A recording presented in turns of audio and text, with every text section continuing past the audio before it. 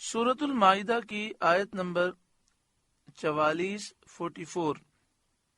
سورۃ المائدہ کا 7واں رکوع، چھٹے پارے کا 11واں رکوع۔ انا انزلنا التوراۃ فیہا ھدی ونور، بے شک ہم نے توریت اتاری، اس میں ہدایت اور نور ہے۔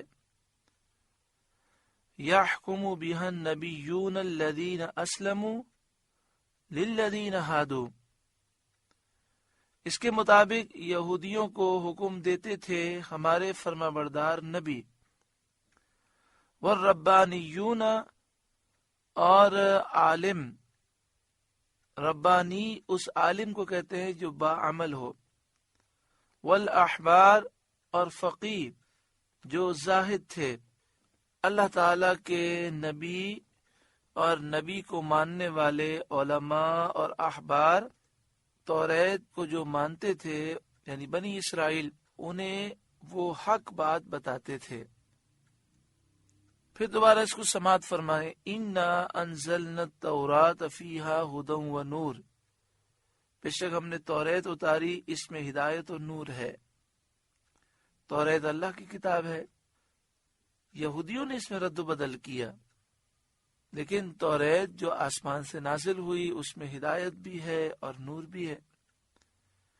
یحکم بہا النبیون الذین اسلموا للذین ہادوا والربانیون والاحبار، اس توریت کے مطابق یہودیوں کو حکم دیتے تھے ہمارے فرمانبردار نبی اور عالم اور فقیہ۔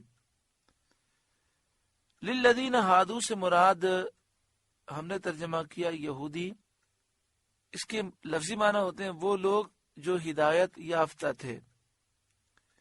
یہودیوں کا دعویٰ یہ تھا کہ ہم ہدایت یافتہ ہیں اور وہ توریت پر ایمان لائے، تو ان لوگوں کو تمام نبیوں نے توریت کے احکام پڑھ پڑھ کے سنائے، اور جو عالم تھے، فقیہ تھے، متقی پرہیزگار مبلغین تھے، انہوں نے بھی توریت کے احکام انہیں سکھائے۔ بما استحفظوا من کتاب اللہ، کہ ان سے اللہ کی کتاب کی حفاظت چاہی گئی تھی۔ انہیں یہ حکم تھا کہ کتاب کو اپنے سینوں میں محفوظ رکھیں اور اس کے درس میں مشغول رہیں تاکہ وہ کتاب فراموش نہ ہو اور اس کے احکام ضائع نہ ہوں۔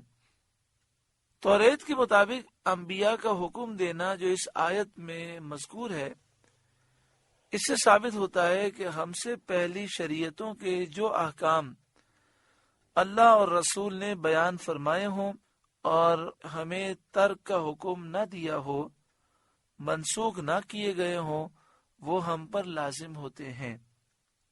یہ بات سعد الافاضل علیہ رحمہ نے لکھی کہ پچھلی شریعتوں کے احکام اللہ نے اور اس کے رسول صلی اللہ علیہ وسلم نے بیان کیے اور انہیں منسوخ کرنے کا حکم نہیں بیان کیا، انہیں چھوڑنے کا ہمیں حکم نہیں بیان کیا، تو وہ حکم بھی ہم پر لازم ہو جاتے ہیں۔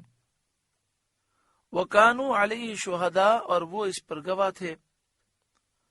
فَلَا تَخْشَوُا النَّاسَ، تو لوگوں سے خوف نہ کرو۔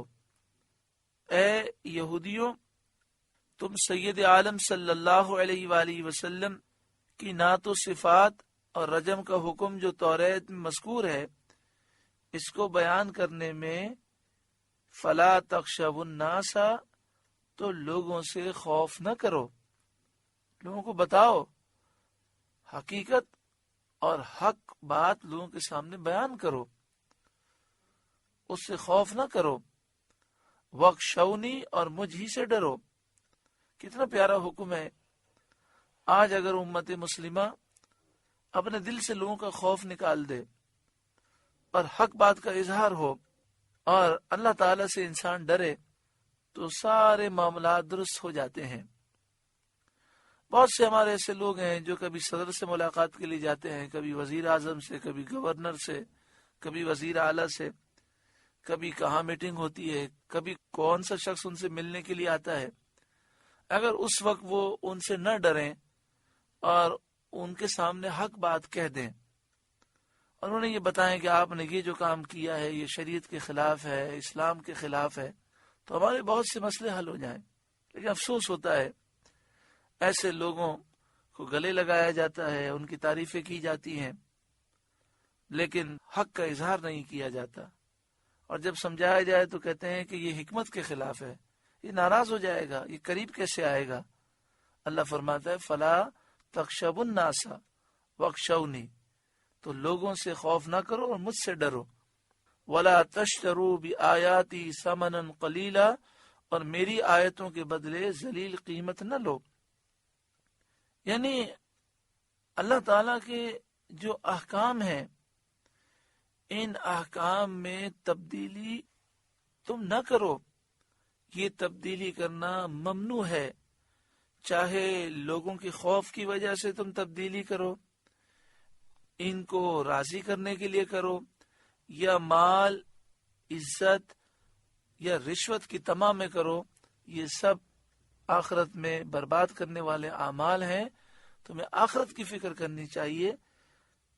حضرت امام حسین سے جو محبت کرتا ہے اس کو سوچنا چاہیے کہ آپ نے حق بات کے اظہار کی خاطر اپنا سب کچھ قربان کیا. آپ نے یزید کے ہاتھ پر بیعت نہیں کی. آپ یہی کہتے رہے کہ یزید ظالم ہے، فاسق ہے، فاجر ہے. آپ کے بچے، آپ کے بھتیجے، آپ کے بھانجے، آپ کے بھائی سب شہید کر دیے گئے. لیکن آپ نے امت کو پیغام دیا کہ ہمیشہ حق پر قائم رہو اور حق بات ظالم حاکم کے سامنے بھی کرو.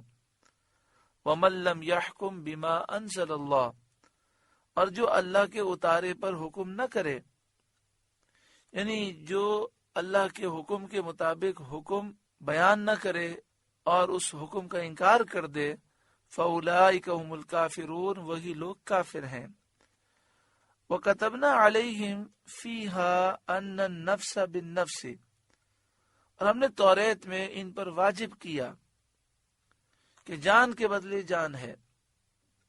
یہاں پر یہ بات یاد رکھیں کہ یہ احکام تو توریت کے ہیں، لیکن ابھی آپ سن چکے کہ اللہ اور اس کے رسول صلی اللہ علیہ وآلہ وسلم پچھلی کتابوں کے احکام ہمیں بیان کریں، اور پھر یہ بیان نہ ہو کہ یہ احکام تمہارے لیے منسوخ ہیں، تم عمل مت کرنا.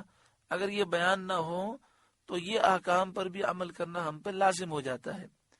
تو یہاں پر توریت کے احکام بیان ہوئے اور یہ نہیں بیان ہوا کہ یہ احکام ان کے لیے تھے، تم عمل مت کرنا، لہذا ان پر عمل کرنا ہم پر لازم ہے. ان النفس بالنفس، جان کے بدلے جان، یعنی اگر کسی نے کسی کو قتل کیا تو اس کی جان مقتول کے بدلے میں لی جائے گی.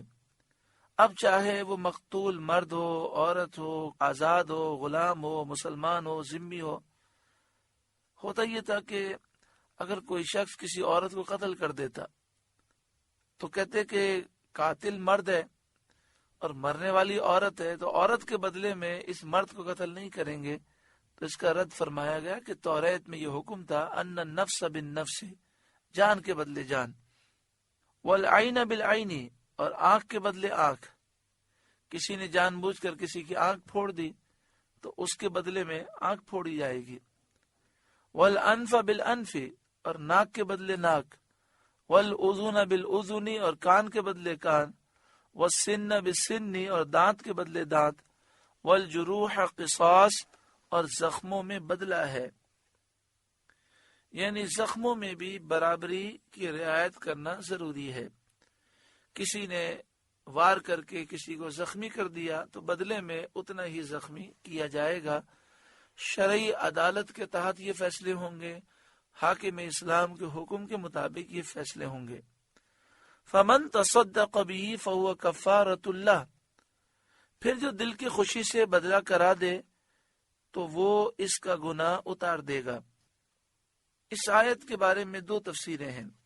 ایک تو یہ کہ جو قاتل ہو، جس نے جرم کیا ہے، وہ اپنے جرم پر شرمندہ ہو جائے، گناہ کے وبال سے بچنے کے لیے بخوشی حاضر ہو جائے اور کہے کہ مجھے سزا دی جائے، میں قصاص دینے کے لیے تیار ہوں.